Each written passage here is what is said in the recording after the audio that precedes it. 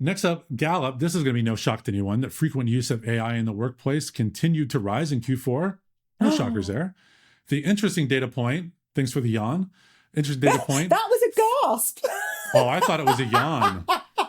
I'll do better gasp noises. Okay. There we go. There you go. There you go. Anyway, 49% of US workers say they never use AI at work. Never. Not rarely, never. Meanwhile, daily users crept up to 12% and frequent users hit 26%. Overall adoption is flattened. The growth is coming entirely from people who already use AI but are just using it more. The workplace is splitting into two groups: a quarter of employees who are compounding advantage every week and half who haven't even started. The gaps are what you would expect, but maybe even a little bit bigger than what you'd think, though, with tech has 77% total AI use. Actually, I'm a little curious, like the 23% that aren't there. Retail was only 33%. The other big gap, 69% of leaders use AI compared with 40% of individual contributors. Gallup says the top barrier to adoption isn't fear or resistance, it's that people can't see how AI applies to what they actually do. Jenni, is this gap ever going to close, or is it really just going to be like other tech? Some have it, some don't. I think it might be a mixture, you know. When you said that a bit at the end, that Gallup have shared that the issue is that people can't see how it applies to what they actually do. This is such a common thing in human behavior, right?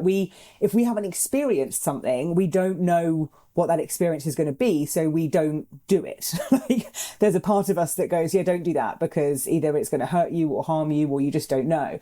If we've got no frame of reference, anything is hard. Even if I think about my niece doing her driving test, you know, like me, she failed her first one, but she passed the second one. And I think part of that is because then you know what to expect. So you're more comfortable, you're more prepared. You've got a frame of reference about what that's going to feel like. For me, this almost shines a light on probably what the root cause of the issue is. I mean, they've said it's the top barrier.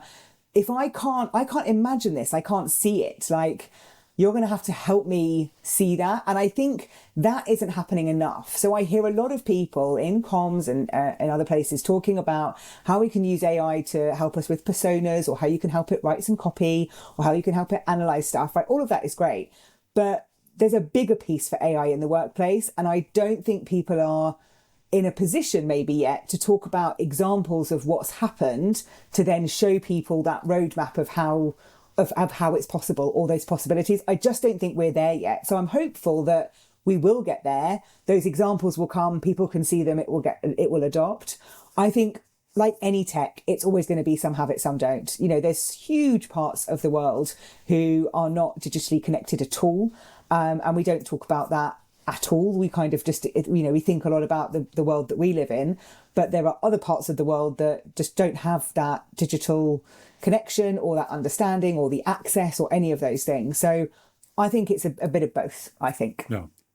You in a loving way mock me for my analogies, but I wanted to call out another one. That a couple episodes ago, I compared AI use to like needing a recipe book for some people, that they need to know the ingredients, need to know the steps. This is a further encouragement of that. They see the pantry shelf and they're like, I don't even know where to start. Yeah. And I think that's the training and the leadership on it of the teaching people how to benefit from this. And maybe it will help them, maybe it won't. But the fact that half haven't used it, or never, I should say, use AI at work, I don't think was a shock to me. Because you have to look at the variety of jobs that are out there. They're probably benefiting from AI without actually using it, which is fine. Yeah. Not everybody needs to use it, but if the business has it there for people to benefit from, all the better. Yeah, I think that distinction is really important. You mentioned this, I think, in our last episode about are you benefiting from it or are you using it? I haven't really heard people talking about that. And I think that is an important distinction, because retail's 33% on here, right? Not a surprise, given their work is deskless, frontline, you know, serving customers, doing those things. But are they benefiting from it in terms of the operation that's behind the scenes for them? Do you know what I mean? Like, are things slicker? Are things faster? Mm-hmm. Like, and I think we're very focused on the use of AI. I'd love to see some reports on the benefits of AI that employees are getting. And I think that would be an interesting piece to have a look at.